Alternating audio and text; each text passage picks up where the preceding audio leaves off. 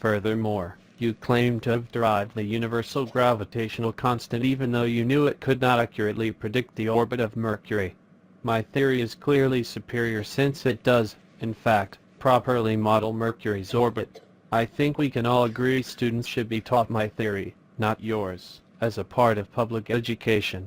Clearly, your theory is far more advanced than mine. Centuries later you managed to offer a modest improvement to my body of work. What the great and powerful Einstein failed to mention is the limits of his own theory. We're supposed to teach children about space-time and inertial reference frames. Are we trying to educate or confuse them? Your theory cannot explain how humans stick to Earth.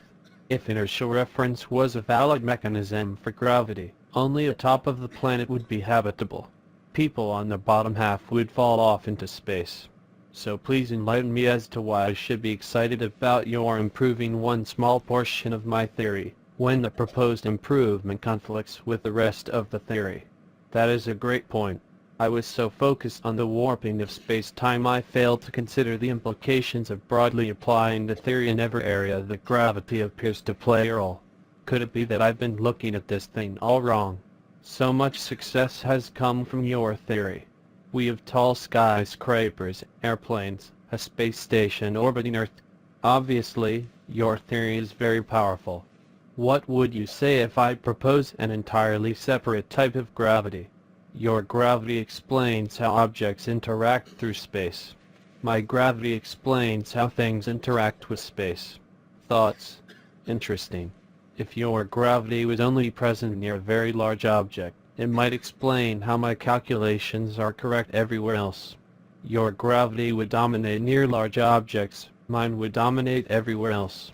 I accept your proposal that we each have identified separate types of gravity. How could we go about unifying our theories?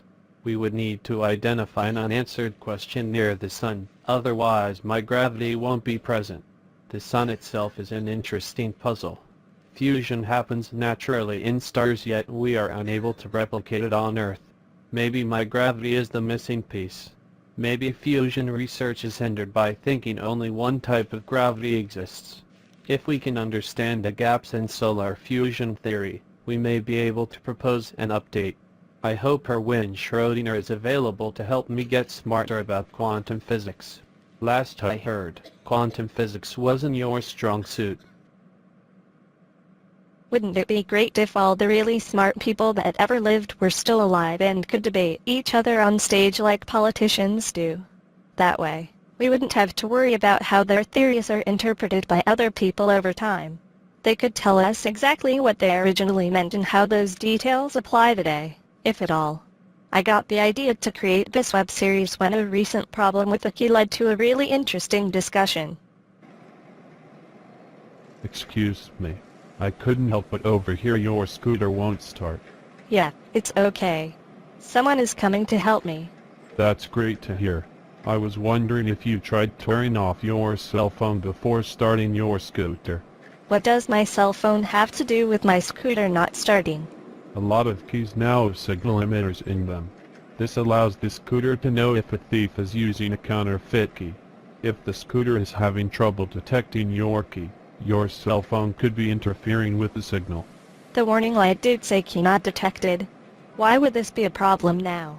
My cell phone has never interfered before. A million potential reasons. Could be your key battery is almost dead, so the signal is weak. A competing signal from a nearby cell phone tower or wireless internet hub might be interfering, or it could be a combination of those things. Maybe it won't work, but I thought you might want to try that before the repair shop recommends a $250 fix. They already said this would be $350 to fix. I wish it was easier to know what the problem actually is rather than having to trust what the repair shop says.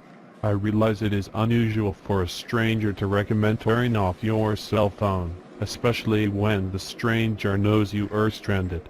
When I was younger, it would have been expected of me to stay here and try to help you fix that problem. It's probably best if I go now. I have taken enough of your time. I'm sorry if I made you feel uncomfortable. Good luck with your scooter. Please consider trying the cell phone trick before you let anyone move it. If there is a signal interference issue, it will be impossible to recreate it in the shop or anywhere else. They might even be able to talk you into buying a new scooter by convincing you this one is unreliable, even though they themselves won't be able to tell you what is wrong with this one. Enough crazy old man talk for one day. I'll be going now. Be well. He just got up and left. I'm standing alone in the alley by my scooter, not entirely sure what just happened. The scooter detects my key as soon as I turn off my cell phone. What just happened? How am I going to explain this to Mom? My scooter is okay. A random stranger told me to turn off my cell phone to fix the problem, so I did. She's going to freak out and lecture me about talking to strangers, even though this one actually helped me out. What have I told you about being in random alleys on your scooter in the middle of the day near strangers that might talk to you? Yeah, Mom. You totally prepared me for this. I had to know more about this man, so I could tell Mom what really happened.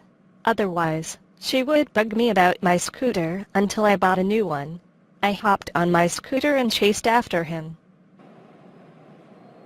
I'm really glad you got your scooter to start, but I don't know how I can help you understand what happened. All I know is you overheard me say my scooter won't start and then you solved the problem without even getting off your stool. At this point, I don't even care about the scooter. I want to understand how you knew how to tell me what to do. I understand what you are asking. What I'm trying to say is that I don't know how to help you understand without talking your ear off for hours and hours. Honestly, I have no idea how long it would take. We sat on the bench for 2 hours, talking about all sorts of things I could never hope to repeat. I mean, I understood what he was saying as he said it, but when I tried explaining it to my mom, she just started crying and told my dad that I was joining a cult. Who knows? Maybe I'm being drawn in by a cult leader that waits in random alleys for scooters to stop working. Maybe he had a jamming device in his pocket and my cell phone had nothing to do with why my scooter wouldn't start. Maybe I've been watching too many crime dramas on TV. Maybe this is just a nice person that wants to help. It doesn't seem like there was any risk in continuing to talk about science and stuff. Maybe I shouldn't have asked him to meet me again. I'm sorry I have to be going. I wish we could talk more about this stuff. I really do want to understand how you knew that my cell phone was the problem. It was my pleasure. I really enjoy talking about these things. Do you think we could meet again sometime to talk more? I already have so many questions and I'm sure there is a lot more you could share. I don't know. It's hard for me to imagine anyone would be interested in hearing what I have to say. You're joking, right? My friends would all be super interested in this stuff. Everything in school is so well rehearsed and bland. It's such a relief to finally hear a new perspective. I've tried talking with a lot of people a lot of times in a lot of places about these things. Super interested is not a description I expected to hear about what we have been discussing. I basically had to beg him to meet with me again. If he is a cult leader, he's really good at getting young women to chase him. Or maybe he's nervous about meeting with a woman that chased him on a scooter. Maybe he thinks I faked the whole thing. Played the helpless female card to get him to rescue me. And I had the nerve to ask him right there if we could do a web series about him. He must have been thinking I'm a total creep. Before we start talking about profiling me on the internet, how about we meet one more time? There's a really good restaurant near here. We could meet for lunch and talk a little more before we discuss doing anything for the internet. We met a few more times actually. I think I finally started understanding his perspective, although he said we've barely scratched the surface. He finally agreed to help me create a web series of animations like the Newton vs. Einstein segment that opened this episode. The restaurant owner agreed we could film our discussion in the restaurant. I'm sure I'm going to be learning more and more about a lot of stuff. Exactly what I'll be learning, I have no idea. These discussions tend to start one way and take all sorts of twists and turns. Every time I think I know where the story is headed, something unexpected emerges. There may be a lot about this man that I don't understand, but I completely get what he was trying to say to me earlier when he said, "I understand what you were asking." What I'm trying to say is that I don't know how to help you understand without talking your ear off for hours and hours. I don't know how to help you, the viewer of this video, understand what I am talking about without talking your ears off for hours and hours. So that's what I'm going to do in this web series. Thanks for watching, and I hope you'll watch the episodes to come.